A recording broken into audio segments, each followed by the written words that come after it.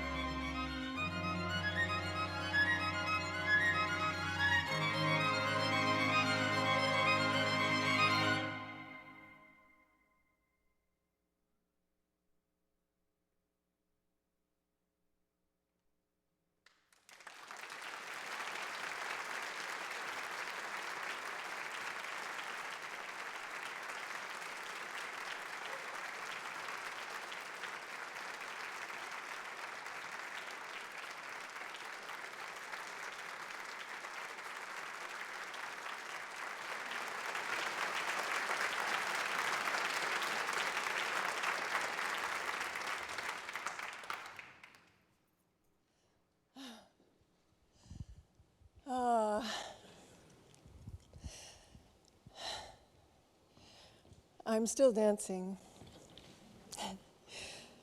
because I still love dancing.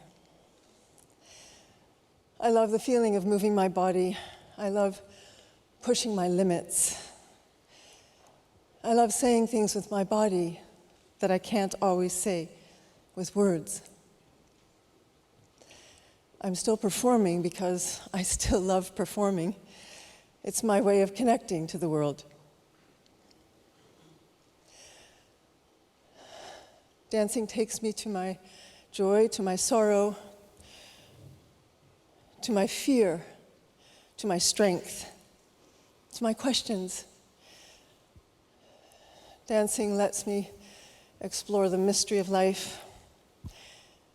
The English writer Jeanette Winterson says that life and art take us to ourselves. A boxing match with time. It's such a pleasure to be here at IdeaCity. I am a dancer and not much of a speaker, but I was thinking about it, and I was thinking about Leonard last night. I put his music on during dinner. I wept through my meal, remembering Leonard, remembering the wonderful experience that we had together, the working together. We hardly worked together. Leonard floated through the hotel like a ghost, appearing in corners, always watching, the great observer.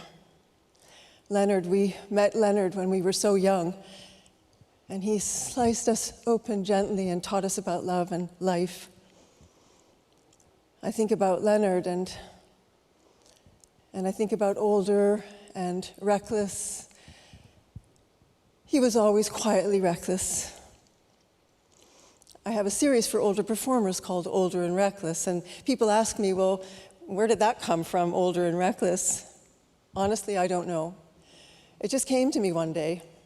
But when I was thinking about Leonard, I wondered if perhaps he had secretly passed that on to me. Thank you, Leonard. Thank you, Moses.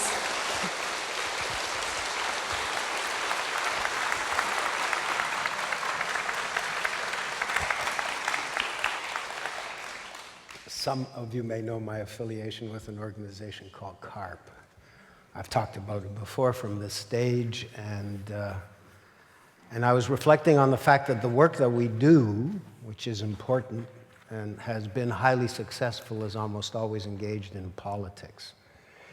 So we work with governments, we pressure governments, we get changes to laws, we enhance coverage, service. We've listed these achievements in our magazines, and politicians have become aware of it and have been very mindful of our lobby organization, but I want to add new dimension to it. And I want to get back to simple things like standing up straight. Have you noticed how damn hard it is to do that? Yeah. I've been watching the series The Crown. That major domo, the top inside guy, you notice he walks like that? I wondered why he did that, and now I know why.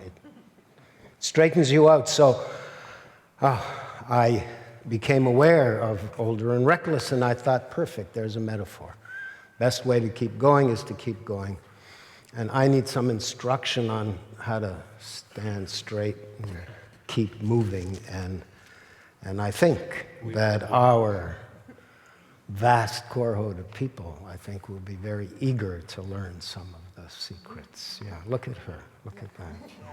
Well, it's no wonder gravity is working on us throughout our lifetime. So the tendency is to move towards the earth. But there are a couple of simple things that you can think about even today, which is letting your chest float up and letting your shoulder blades slide down. Even when you're walking down the street, if you think about that, it might help a little bit. Yeah, and people are always talking about the string out of the string center. at the top of the head, that helps too. Yeah. Or somebody yelling at you a lot. Straighten out, straighten out. Anyways, I think here we go. Perfect metaphor, living testimony. What a great way to begin our morning. Thank you. Thank you.